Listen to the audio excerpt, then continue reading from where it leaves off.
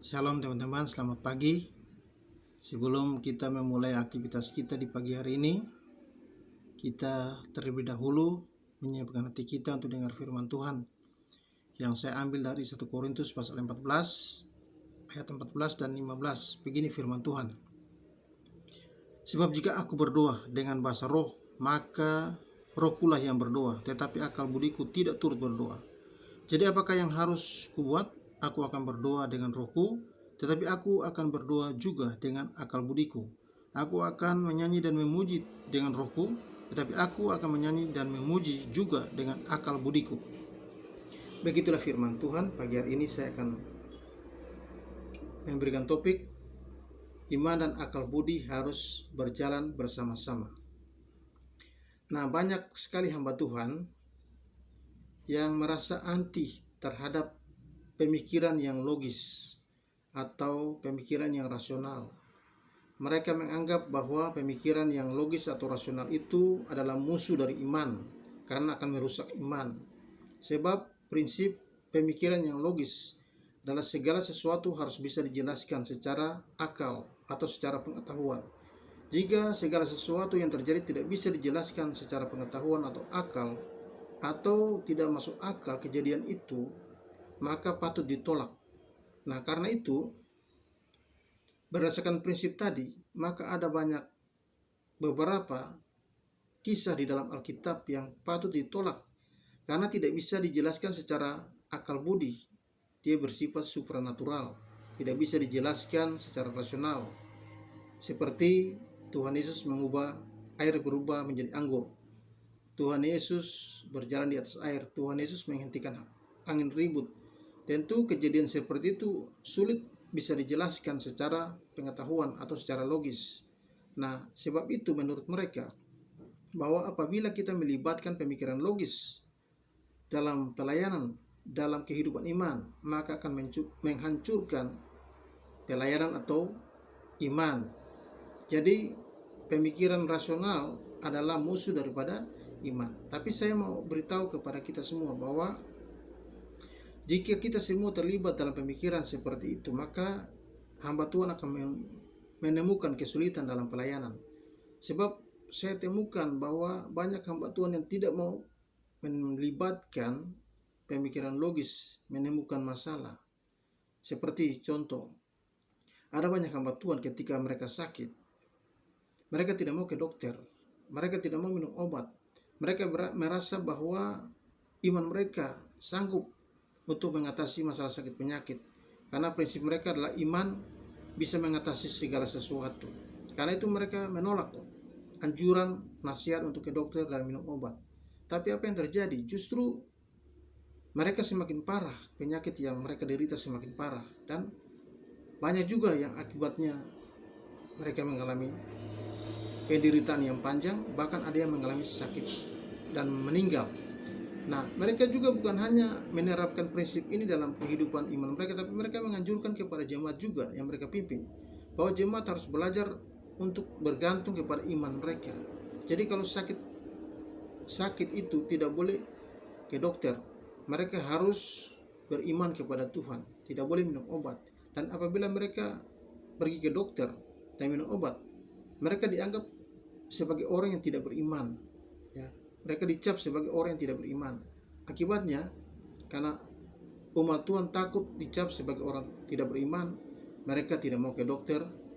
Akibatnya banyak juga yang meninggal oleh karena anjuran dan pengajaran daripada hamba Tuhan.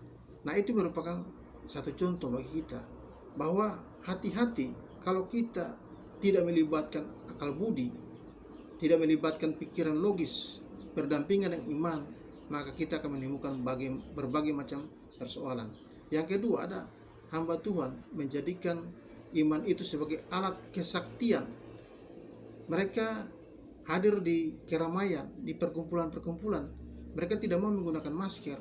Mereka mau bersalaman dengan semua orang. Mereka ingin menunjukkan bahwa mereka akrab dengan semua orang, sekalipun ada banyak orang yang takut bersalaman karena takut juga terkena COVID. Tapi mereka ingin membuktikan bahwa iman mereka itu sakti.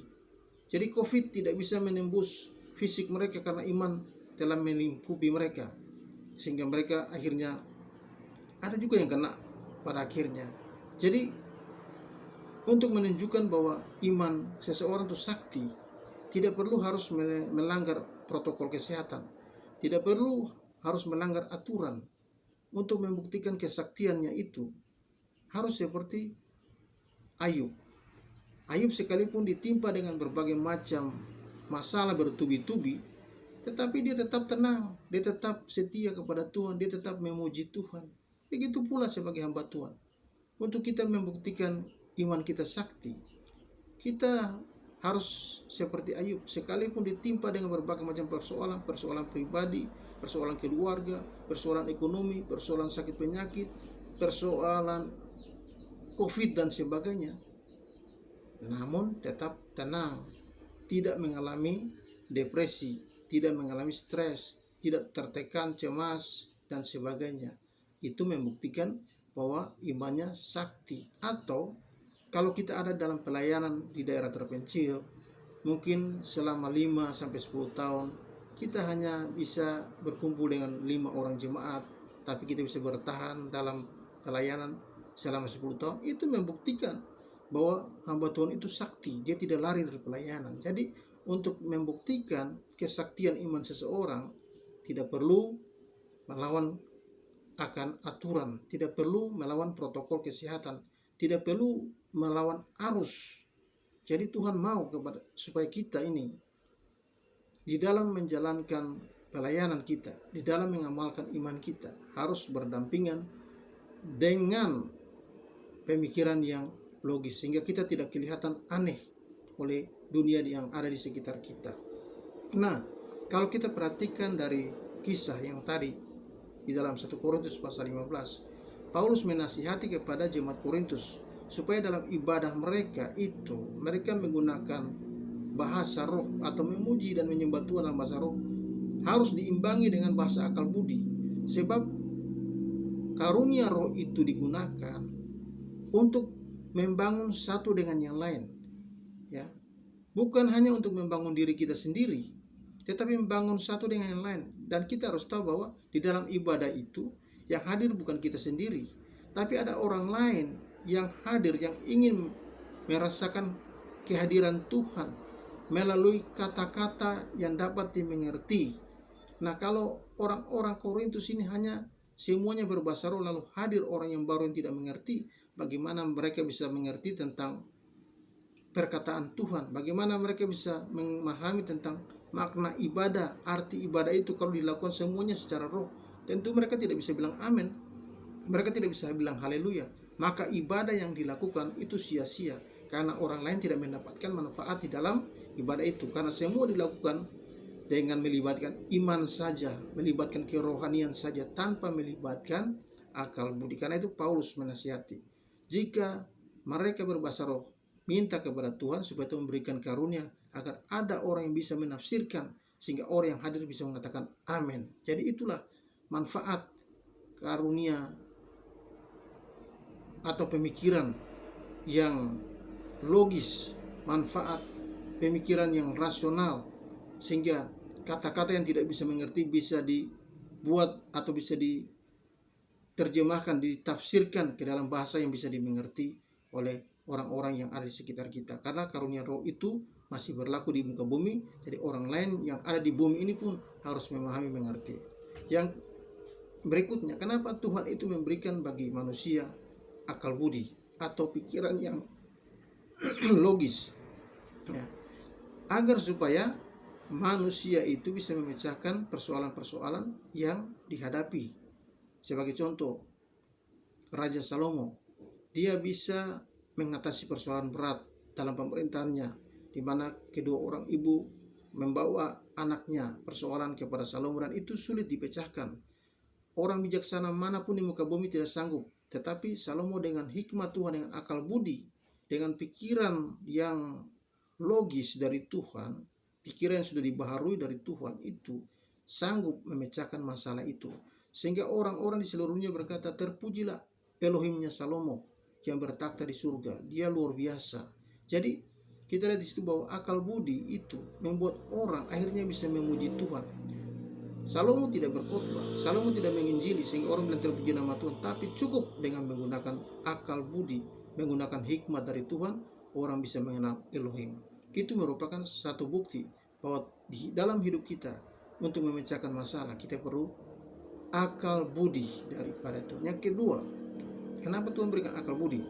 Supaya kita bisa menghindari atau mencegah hal-hal yang mungkin saja terjadi dalam kehidupan kita. Sebagai contoh, misalnya ada seorang hamba Tuhan, ya, dalam pelayanan temukan ada hamba Tuhan yang begitu cinta Tuhan luar biasa, dia pelayanan dari pagi sampai malam, tapi dia melupakan kewajiban, meninggalkan kewajiban terhadap keluarga, anak-anaknya, tidak menasihati, tidak mengawasi mereka dalam tugas-tugas mereka, tidak juga menasihati dan sebagainya, sehingga akhirnya mereka itu banyak buat kesalahan, banyak buat pelanggaran, dan juga akhirnya jatuh ke dalam berbagai macam kejahatan. Nah, itu merupakan satu bukti bahwa apabila seseorang tidak melibatkan akal budi, dia tidak bisa membedakan mana prioritas utama dan mana yang berikutnya dalam kehidupan. Sehingga apa?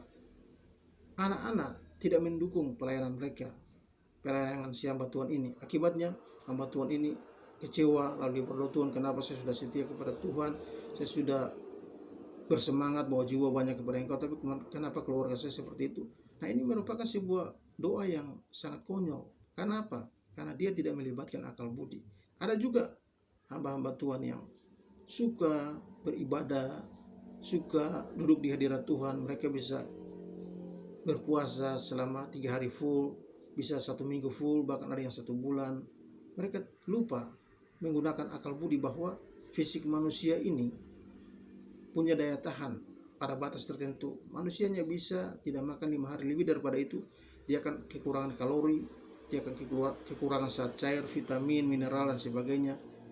Nah, setelah mereka menyelesaikan puasa itu, akhirnya jatuh sakit. Ada juga yang dibawa ke rumah sakit, bahkan ada juga yang meninggal. Nah, itu menunjukkan bahwa di dalam mengamalkan iman kita, kita juga harus melibatkan akal budi sehingga tidak menimbulkan masalah dalam kehidupan kita. Nah, itu manfaatnya Tuhan berikan kita akal budi. Yang ketiga, akal budi diberikan supaya kita bisa menjelaskan iman kita kepada orang lain, ya.